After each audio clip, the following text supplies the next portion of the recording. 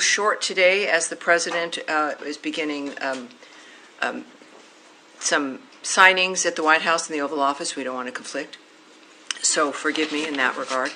But I do have a few announcements for you here, and we'll start. President Trump and Secretary of State Marco Rubio continue to deliver on this administration's vision of peace through strength, resolute diplomacy backed by principled leadership. On June 27th, Secretary Rubio, Undersecretary Allison Hooker, and Senior Advisor Massad Boulos hosted the ministerial signing of a landmark peace agreement between the Democratic Republic of the Congo and the Republic of Rwanda. The agreement marks a historic milestone for the Great Lakes region, bringing an end to a 30-year war. The United States, in coordination with the African Union, Qatar, and Togo, will continue supporting full implementation of this comprehensive peace deal to pave the way for mutual prosperity. Tomorrow, Secretary Rubio will welcome his Quad counterparts from Australia, India, and Japan to Washington to reaffirm our shared commitment to a free and open Indo-Pacific. This ministerial reinforces our joint resolve to defend sovereignty, strengthen regional maritime security, and build resilient supply chains. And as you may know, today, President Trump will issue a new executive order lifting U.S. sanctions on Syria, reaffirming his belief that the Syrian people deserve a future of safety and prosperity. This policy reflects the President's conviction that American leadership can unlock new paths to regional stability. Finally, the Department's Middle East Task Force ended its activities on Friday, June 27th.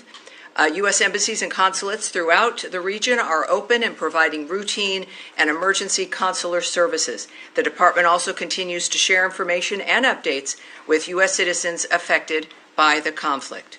As of today, we have sent nearly 100 security alerts since the onset of the crisis. Additionally, a total of 16 flights departed Israel with over 650 U.S. citizens and lawful permanent residents and their accompanying immediate family members. We are grateful to our partners in the region, particularly Greece, Italy, and Cyprus, for welcoming U.S. citizens on these assisted departure flights, and to our partners in Qatar and around the world. It is a good thing to be able to say that today to you. I now welcome your questions. All right, yes, Humaira, not that you have anything ever on your mind. Let's do it. Thank you, Tammy. Yes, ma'am. So, a couple of questions. One on Israel, actually. I was going to ask about Syria, but I'll get to it later. So, Haaretz newspaper last week reported that Israel's military advocate general has ordered an investigation into possible war crimes over allegations that Israeli forces deliberately fired at Palestinian civilians near Gaza aid distribution sites. These are the ones that GHF does, as you know. And then today, Israeli military acknowledged that Palestinian civilians were harmed at these aid distribution centers. So I'm wondering, in light of these assessments, is the administration going to rethink allocating that money to GHF? Well, I think the answer to that certainly is no. What we do expect, and the IDF and Israel have announced that they are, of course, investigating certain incidents. It is a good time for a reminder here that Hamas is responsible for the current situation in Gaza. They, of course, initiated the attacks on October 7th. They continue to refuse to lay down their arms or to free the remaining hostages, including the remains of 2 Americans, and use violence to interfere with aid deliveries to the people of Gaza who are in dire need of food and aid. So in the meantime, I think that we also have to recognize that, of course, this remains a war zone effectively. There are 4 sites working for the GHF. We are coming up to, I think, about 51 million meals distributed. It is certainly not easy. There are efforts in those on the ground who do not want this to be a success, who have made the lives of the people of Gaza miserable for decades now. And this is a key, unlocking a door to a better future. So this is what the president has asked for, which is a new approach for Gaza. There is a demand, understandably, for aid to get in. The GHF is doing that.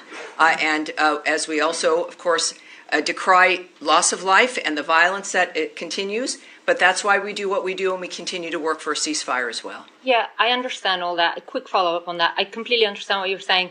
But does the administration have any concern about this? I mean, these are like Israeli Israeli authorities accepting that Palestinians have been harmed. Perhaps is the administration thinking about talking to GHF for risk mitigation? Yes, I won't get into the details of the conversations that are had. Obviously, you know that our work there doesn't stop. We continue on. We're still working. The president noted the other day that there's potential for a ceasefire. We look forward to that. Clearly, it's been maybe a little over a week since American power and Donald Trump's leadership has changed the Middle East forever. So there's still more to do. We recognize that Israel is doing the appropriate thing with investigating certain allegations, and we certainly, like everyone else, will be watching that. And at the same time, we also know that there are people on the ground who want to disrupt and disturb the success of this because of the nature of this industrial complex that has allowed this to go on for decades. So we are working to get aid in, at the same time still working for that ceasefire, still hoping to make the difference for Gaza. And of course, I think our action and the issues with Iran speak to our commitment to changing the Middle East so people can live in peace. Andrea Mitchell.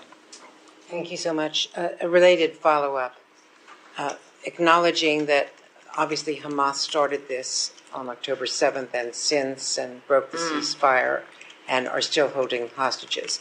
And some of us have not only witnessed the October 7th video, the IDF video, but the subsequent Nova video, which is profoundly disturbing. Acknowledging all of that. Yes, ma'am. How does the president's aspirations for a ceasefire, now that the landscape has been changed appreciably, how is that affected by the Israeli strikes in Gaza City today?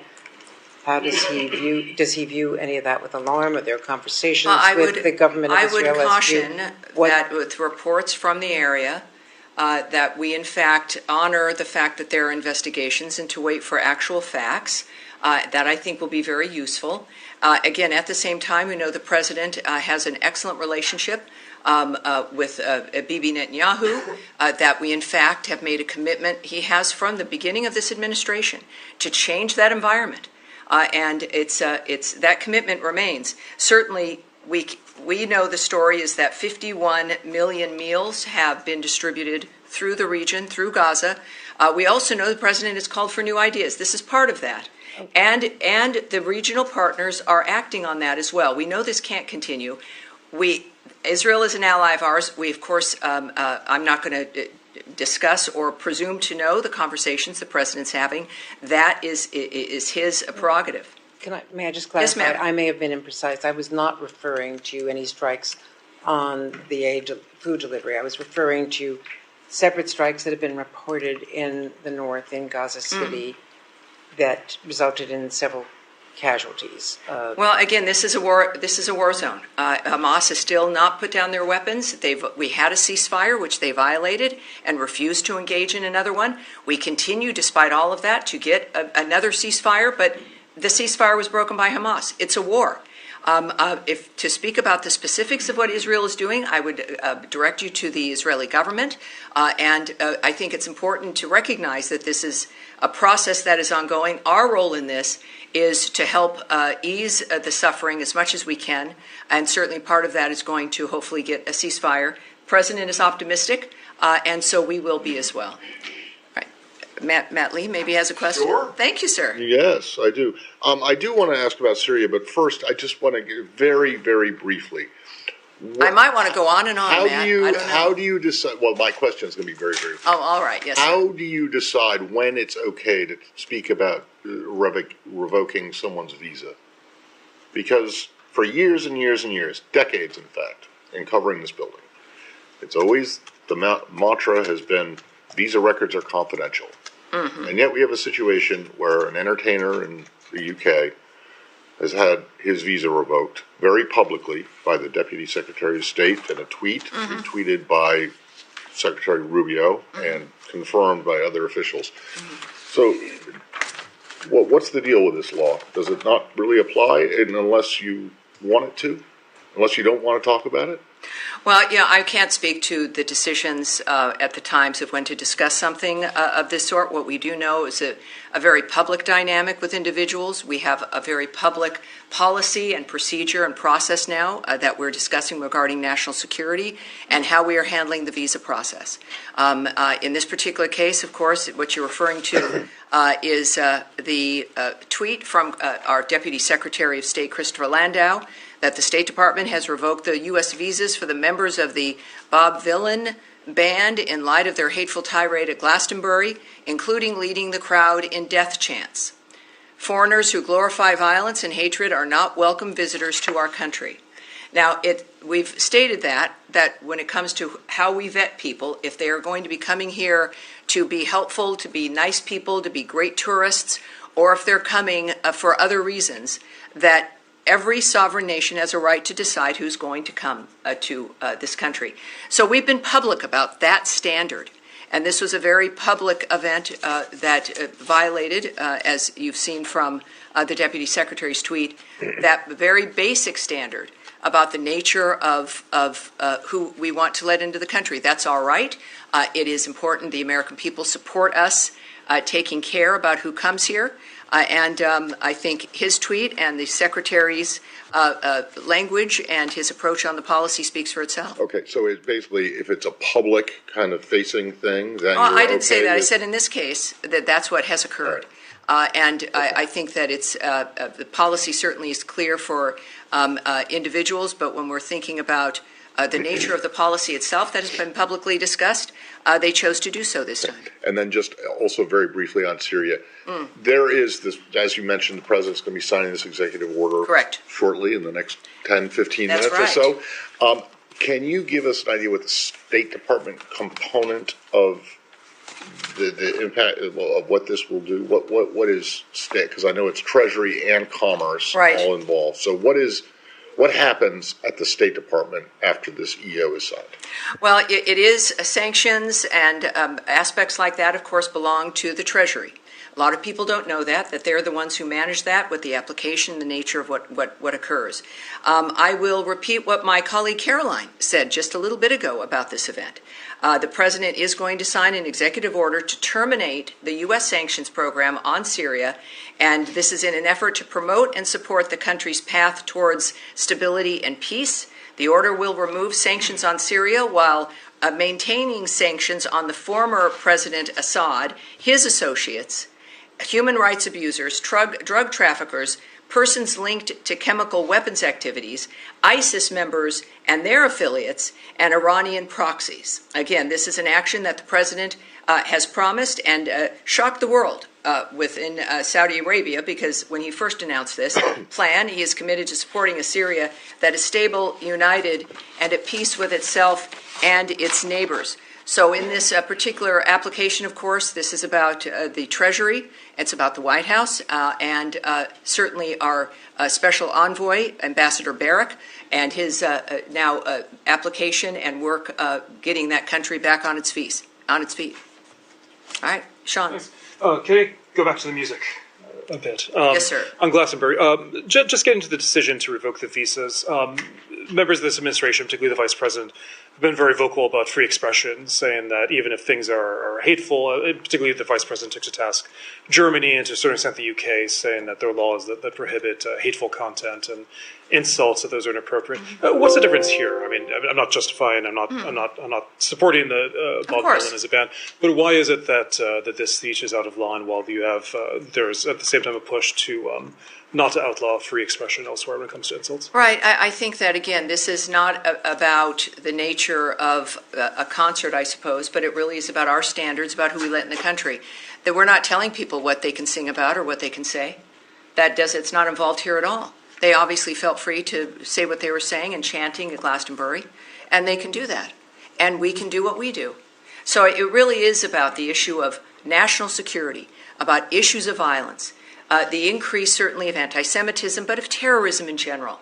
That dynamic, the crime in the United States, what happened with the open border, the transnational gangs that are here, this kind of wanton dynamic that has ruined American lives, that has created cities that are unlivable, and every American deserves better. They deserve to know they have leadership, as we do now.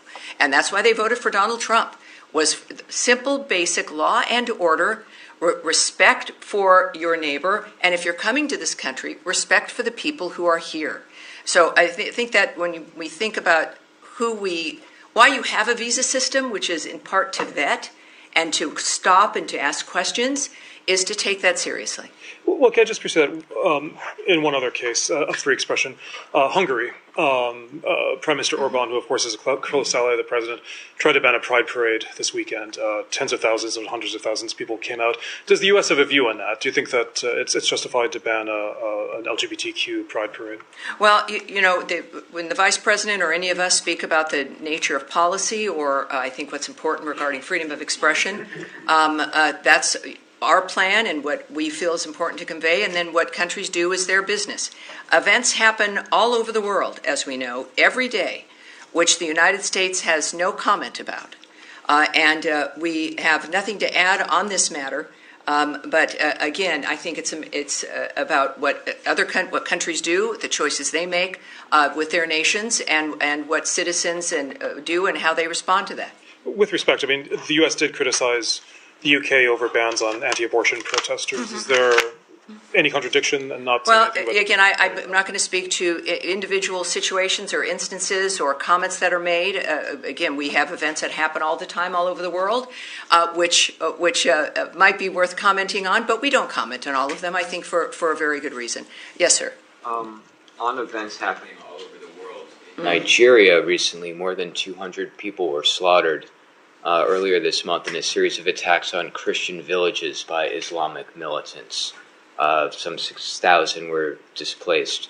What's state doing to address this? Is there anything state can do to address this? Well, I can't speak about what is being discussed now or is in any kind of diplomatic conversations or planning, et cetera, but I'm going to be briefing again on Wednesday. Today is a unique week because we have the Quad with the Secretary tomorrow, which I'll be a part of, so we'll be briefing on Wednesday. Let's take that back and find out where that stands and what our plans are. I'll have that for you.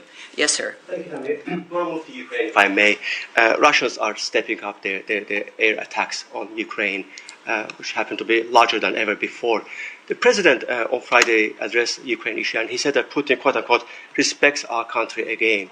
Well, hours after that, Putin unleashed the largest ever air attack on Ukraine. Do you think Russia respects President Trump? I'm sorry, do I think? Do you think Russia respects President Trump? And President Trump says that they respect me, and next thing we see hours after that, they launch the largest air. Well, I don't. I've certainly, for obvious reasons, refused to characterize the most powerful man in the world who is saving this country and the world at this time. But I can tell you other things that he has said. Most recently, on the 25th, he said, "I consider him, Putin, a person that's been misguided." I'm very surprised, actually. I thought we would have had that settled, talking about certain issues. He also said, he called the other day, he said, "Can I help you with Iran?" I said, no, you can help me with Russia. You help me to get a settlement with Russia, and I think we're going to be able to get that done too. And also on Putin's ambitions regarding Ukraine. He said, I know one thing is that he'd like to settle. He'd like to get out of this thing. It's a mess for him.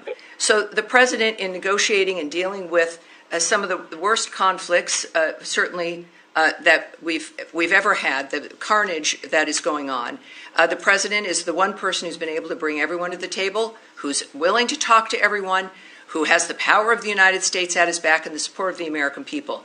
And I think that he understands, and he has repeated again within the last few days, just his frustration and lack of acceptance at the attacks that have gone on in Ukraine by Russia, and that it has to stop, that there are too many people dying. This remains a key element for his administration. It is a key part of the work that his administration as a whole is doing, is our support for Ukraine and the need for that carnage to stop. For some of us, Hamid covered President's trip last week, and you addressed from the podium his signature achievement, which is 5% of GDP spending, among NATO members. Lavrov today called it catastrophic, and he said that defense spending decision could lead, quote unquote, NATO's collapse. How did you read that?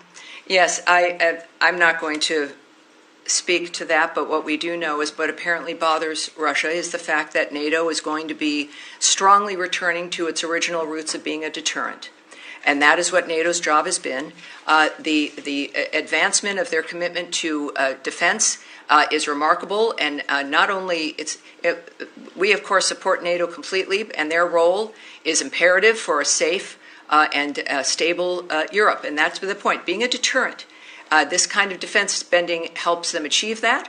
And of course, it is something that would not have happened without President Trump's encouragement and demand. And so we're excited about that.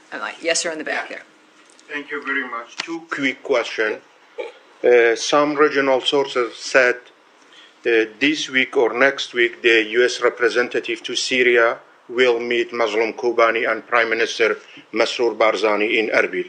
Can you update us about that? No, I can't speak to any ongoing meetings or meetings that may or may not be coming up. And second question about Iran. Iran's representative to United Nations has said that the conditions are not favorable for negotiation with the United States.